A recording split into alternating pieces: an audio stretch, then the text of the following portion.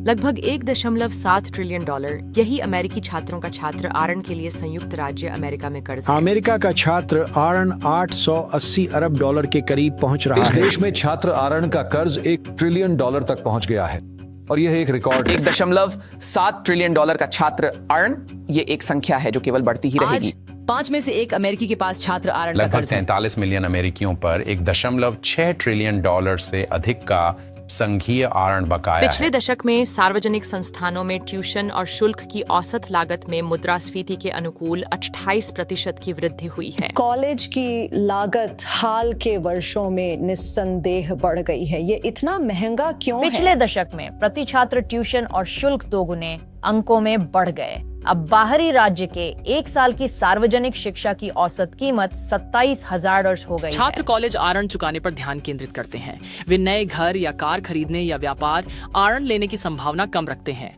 ये क्षेत्र आर्थिक पुनरुद्धार के लिए महत्वपूर्ण है। लगभग 45 मिलियन लोगों के नाम पर एक छात्र आरण के साथ छात्र आरण की वास्तविकता चिंताजनक है। लगभग 43 मिलियन अमेरिकियों के पास स्थगन की गई छात्र आरण देनदारी है, जो कुल मिलाकर 1.6 ट्रिलियन डॉलर से अधिक है। 45 मिलियन अमेरिकी छात्र आरण के बोझ तले दबे हुए हैं। 1.7 ट्रिलियन डॉलर का मूल्य, जो क्रेडिट कार्ड का बकाया राशि से अधिक है। औसतन 28,000 डॉलर का बोझ।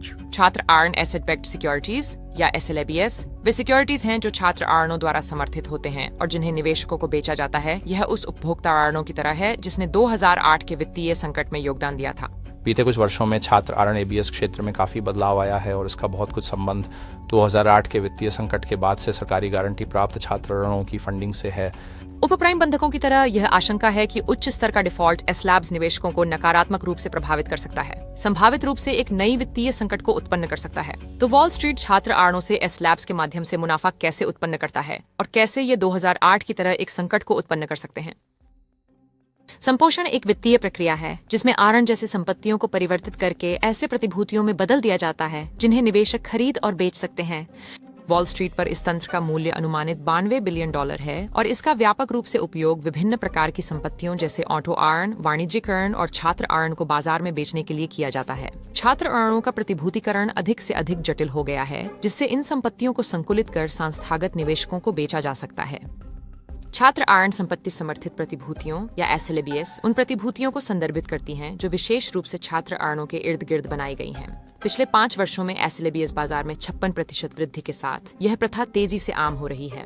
कॉलेज की वहनीयता संकट, ये कितना बुरा हो सकता है? सोगेन, हम इस बात से चिंतित थे कि मंदी के दौरान छात्र आरण कितना बढ़ गया है और जिस तरह से कॉलेज शिक्षा प्रदान करने की लागत छात्रों पर डालते हैं, हमें चिंता है कि यह अब टिकाऊ नहीं हो सकता। छात्र आरण मुख्य रूप से 2 तरीकों से प्राप्त किए जाते हैं, फेडरल लोन FFSA फॉर्म के माध्यम से या बैंकों या आरणदाताओं से प्राप्त निजी आरण के रूप में। संक्षेप में यह समझने के लिए कि SLABS कैसे काम करते हैं, इन आरणों को विविध सेटों में समूहित किया जाता है ताकि निवेशकों को विशेष नुकसान से बचाया जा सके।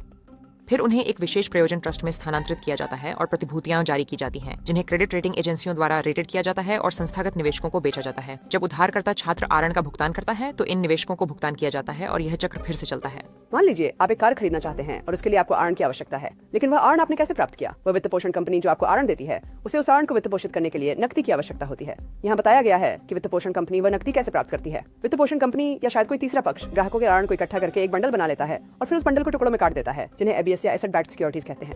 इसके बाद ABS को निवेशकों को बेच दिया जाता है। निवेशक अपनी पूंजी से ABS के लिए भुगतान करते हैं, इसलिए निवेशक ABS खरीदते हैं और अब वित्त पोषण कंपनी के पास आपके कार आरण को निधि देने के लिए नकद होता है और आप कार खरीद सकते हैं। हालांकि ये संपत्तियां देश के कुछ सबसे बड़े बैंकों और निगमों द्वारा समर्थित हैं, जैसे कि bank of America, Barclays, JP Morgan और गोल्डमैन सैक्स। इन SLABs को उसी तरह से माना जाता है जैसे तथाकथित सब प्राइम बंधक को 2008 के वित्तीय संकट में परिणत होने वाले आवास बुलबुले के दौरान माना गया था। बढ़ती संख्या में घर मालिक अपने बंधक का भुगतान नहीं कर पा रहे हैं। फोरक्लोजर रिकॉर्ड ऊंचाई पर पहुंच गए हैं। कई और उधारकर्ता अपने भुगतान में 1 महीने या उससे अधिक पीछे हैं और हमने वॉल स्ट्रीट पर इसके प्रभाव देखे। बाकी सभी देख रहे हैं और वे इन बड़े नंबरों को देख रहे हैं, जिससे उनका आत्मविश्वास प्रभावित होता है। वे एक दूसरे से प्रतिक्रिया कर रहे हैं। लोग इसे देख रहे हैं और डर की वो यादें वापस आ रही हैं। यहाँ नीचे क्या चल रहा है? अरे मुझे नहीं पता, अचानक यहाँ हमने चीखने की आवाज सुनी, खरीदो खरीदो खरीदो। एसएलबीएस और सब प्राइम बंधकों के बीच समानता प्रतिभूतिकरण प्रक्रिया में है, जो चूक के वास्तविक जोखिम को छुपा सकती है और संभावित रूप से अंतर्निहित आरण की गुणवत्ता के बारे में पारदर्शिता और समझ की कमी का कारण बन सकती है। आज के एसएलबीएस में से अधिकांश यानी 55% federal family education loan programme के तहत 2010 से पहले दिए गए आरणों पर आधारित हैं, जिसे FFELP के रूप में भी जाना जाता है। इस कार्यक्रम ने FFELP द्वारा निर्धारित दिशा निर्देशों के अनुसार आरण की उत्पत्ति की। जब तक वे दिशा निर्देश पूरे होते हैं, आरण शेष का 97 से 100% तक सरकार द्वारा गारंटी दी गई थी। यह तथ्य कि लगभग एक दशक तक FFELP सिक्योरिटाइजेशंस ही छात्र आरण सिक्योरिटाइजेशंस का एकमात्र रूप थे, ने इन आरणों को कई निवेशकों के लिए आकर्षक बना दिया, क्योंकि ये आरण डिफॉल्ट से होने वाले नुकसान से बचाने के लिए संघीय गारंटी के साथ आते थे। हालांकि पिछले दशक के दौरान जारी किए गए छात्र आरणों में अब यह सरकारी समर्थन नहीं है, इसलिए यदि व्यापक रूप से चूक होती है तो यह छात्र आरण प्रणाली को ध्वस्त कर देगी, यहाँ तक कि सामान्य रूप से अर्थव्यवस्था को भी प्रभावित करेगी। जब स्टूडेंट लोन का बिल पहली बार 3 से अधिक वर्षों के बाद पिछले शरद ऋतु में फिर से शुरू हुआ, तो लगभग 40% ऋणधारकों ने अपनी भुगतान चूक की। कई परिवार जो पहले से ही तंग बजट से निपट रहे हैं, पूछ चुके हैं और अब भी पूछ रहे हैं कि यह सब कैसे वहन करें। फोर्टेनली के अनुसंधान के अनुसार दंत चिकित्सा स्नातकों का औसत कर्ज $2,85,000 तक पहुंच गया, जबकि कुछ स्कूलों के कानून छात्रों का औसत कर्ज $2,12,000 तक हो सकता है। इसके अलावा औसत मासिक पुनर्भुगतान राशि लगभग $400 है, जो इन आरणों के कारण अमेरिकियों पर पड़ने वाले वित्तीय बोझ को दर्शाता है। कॉलेज स्नातक कर्ज में डूबे हुए हैं। छात्र आरण लेने वालों के लिए समय घट रहा है। भुगतान अक्टूबर में फिर से शुरू होने वाले हैं, लेकिन कुछ कहते हैं कि वे भुगतान नहीं कर सकते और अन्य कहते हैं कि वे नहीं करेंगे। पारंपरिक छात्र आरणों के अलावा जो शिक्षा आरण का 96% होते हैं, लोग अन्य प्रकार की वित्तीय सहायता पर भी निर्भर रहते हैं। फेडरल रिजर्व के अनुसार 19% क्रेडिट कार्ड का उपयोग करते हैं, 4% होम इक्विटी लोन का उपयोग करते हैं और 11% अन्य प्रकार के लोन का उपयोग करते हैं। वित्त पोषण विधियों की यह विविधता छात्र आरण प्रणाली की जटिलता को उजागर करती है और उन विभिन्न रणनीतियों को दर्शाती है जो छात्र और उनके परिवार शिक्षा की लागत को प्रबंधित करने के लिए उपयोग करते हैं।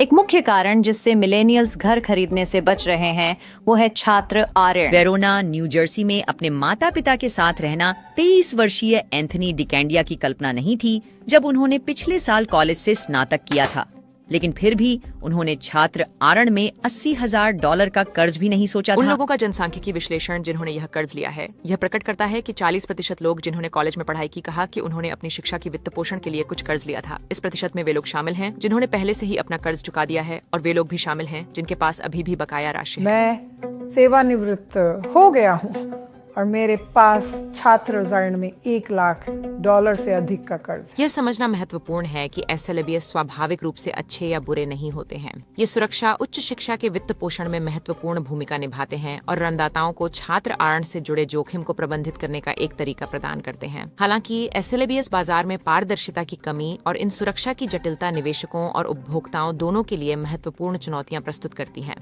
जैसे जैसे छात्र आरण बाजार में परिवर्तन और चुनौतियां आती हैं, एसलैब्स के बारे में अधिक शिक्षा और पारदर्शिता होना अनिवार्य है। इससे यह सुनिश्चित होगा कि बाजार कुशलता पूर्वक कार्य करता रहे और संयुक्त राज्य अमेरिका में उच्च शिक्षा के वित्त पोषण में स्वस्थ तरीके से योगदान दें। इकोनॉमी मीडिया में आपकी राय हमारे लिए मायने रखती है। सब्सक्राइब करें और नीचे टिप्पणी में हमें बताएं कि आप क्या सोचते हैं।